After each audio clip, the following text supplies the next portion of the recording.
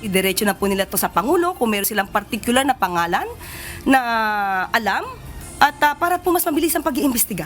Sa gitna ng ginagawang investigasyon sa mga flood control projects ng pamahalaan, nanawagan ng Malacanang sa mga lokal na opisyal na idirekta na kay Pangulong Ferdinand Marcos Jr. ang pagsusumbong kung may nalalamang anomalya sa nasabing mga proyekto. Ayon kay Palace Press Officer Yusek Claire Castro, ang kailangan lamang ng Pangulo ay malinaw na ebidensyang makapagtuturo na may mga kontratista o politikong nagsamantala sa proyekto. Ayaw naman po natin magkaroon ng witch hunting na kahit wala pa pong ebidensya, parang nalaman mo lang ayun may anomalya, pero walang ebidensya, mahirap naman po kasi baka yung mga ibang inosente ay madamay.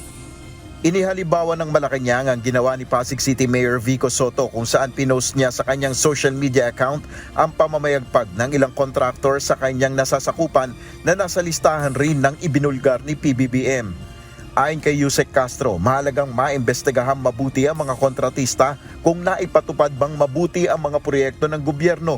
Unang-una po, ang magiging basehan po ito ay kung existing ba yung project, pangalawa, operational ba, pangatlo, kung effective.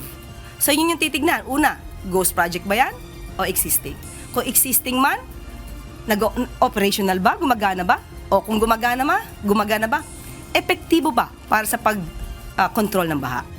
Sa gitna naman ng mga isyu na ito, ayon kay Castro, nananatili pa rin ang tiwala ni Pangulong Marcos Jr. kay Department of Public Works and Highways Secretary Manuel Bonoan. Manny Bonoan. Nananatili pa rin po ang tiwala kay Secretary Bonoan. Hindi naman po siya kasama sa pag-iimbestiga. Pero kinakailangan lang po kasi natin yung mga records na magmumula din sa DPWH.